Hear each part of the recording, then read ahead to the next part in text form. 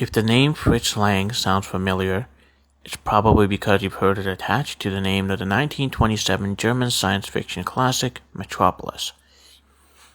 Lang, the director of this film, had an extensive career in directing, and even for his American films, which are often reviewed less favorably, his directing skills are a highlight of the experience.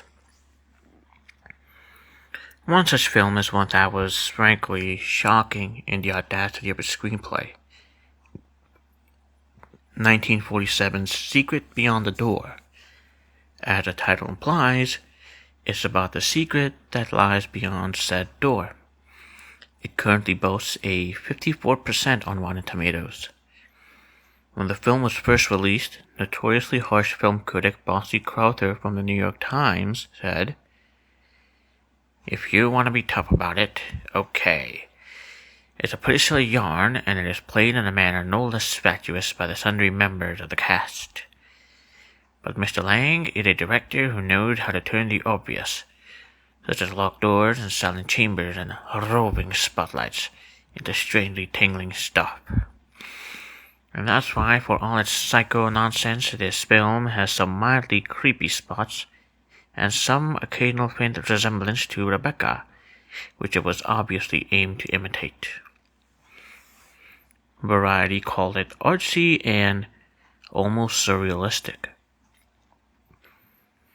New York's PM newsletter called it an utterly synthetic psychological suspense and credibility wrapped in a gravity so pretentious it is to laugh, wherein all the actors stalk and stare like zombies while the soundtrack babbles fancy words.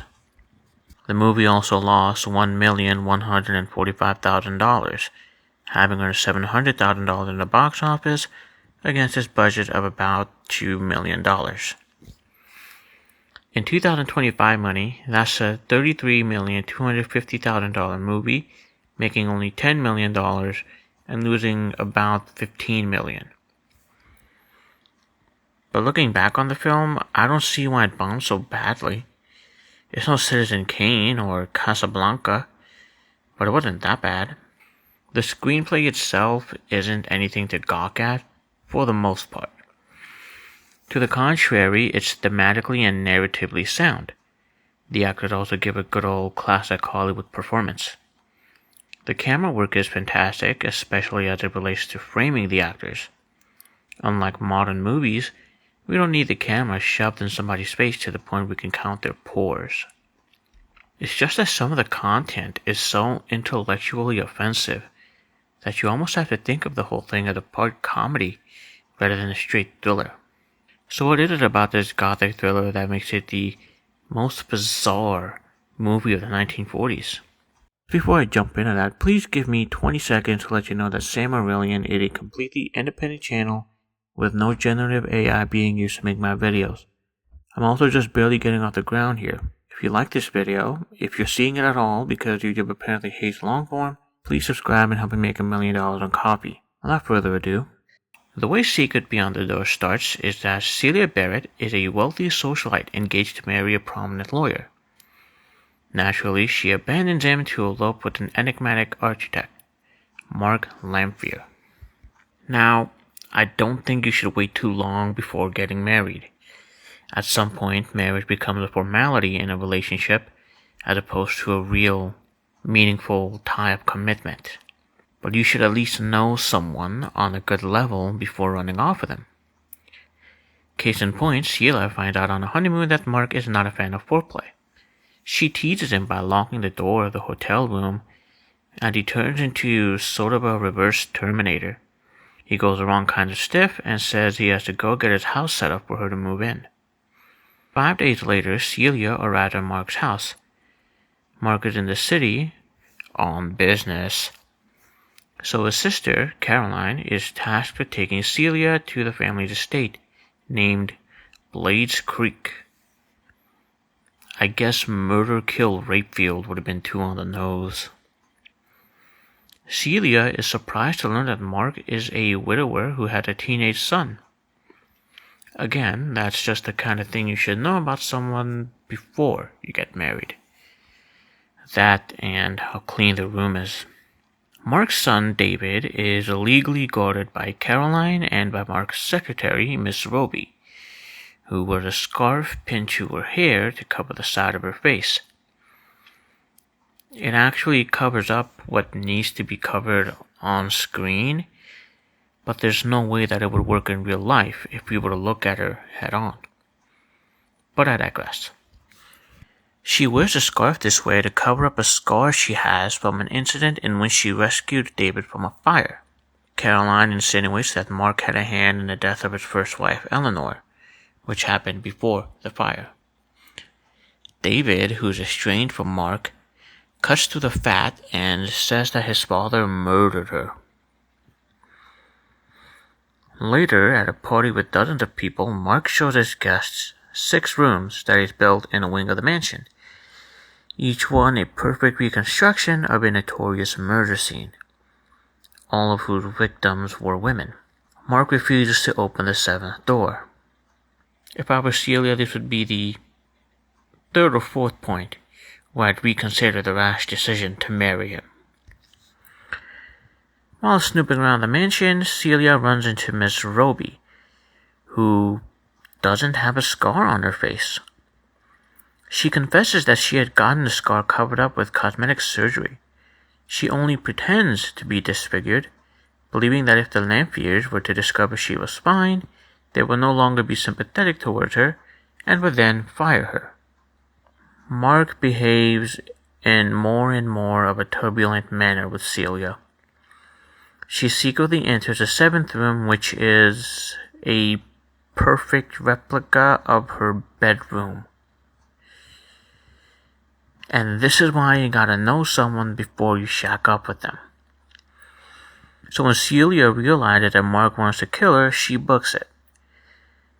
Then Mark finds Miss Roby's scarf, and he has some sort of a dream in which he tells the audience that he loves Celia. However, he also does kinda wanna kill her, an urge which he struggles to repress. Celia then comes back to the house, hoping to win the award for dumbest person ever. She loves Mark and she just wants to help him. By the time she's returned, Caroline is with David in New York. Miss Roby had been fired. Ouch. And the servants all have their day off. So Mark decides to leave the house so that he won't be able to harm her in case the goblin calls. Mark, on the trail out, turns back because he just really wants to kill his wife. He finds her in the 7th room because she would rather be murdered by him than go on living without him. A man she must have known for all of 2 weeks at this point. Celia manages to persuade Mark to confront the childhood trauma that is causing his homicidal tendencies. The triggers are lilacs and locked doors. As Mark recalled that his mother used to lock him in his bedroom, the door of the 7th room is slammed shut. This sends Mark into a homicidal trance, and now he must kill his wife. Simply, he must. Celia reveals to Mark that it was his sister, not his mother, who would lock the bedroom door, and he's healed. Then smoke begins to fill the room because the jealous Miss Roby, unaware that Mark had returned, had decided to burn the house down with Celia in it. Nonetheless, Mark kicks the door down and carries Celia out. Mark and Celia then go back to their honeymoon in Mexico. Mark tells Celia that she has killed the root of the evil in him. I'll give you a few seconds to recover from all that.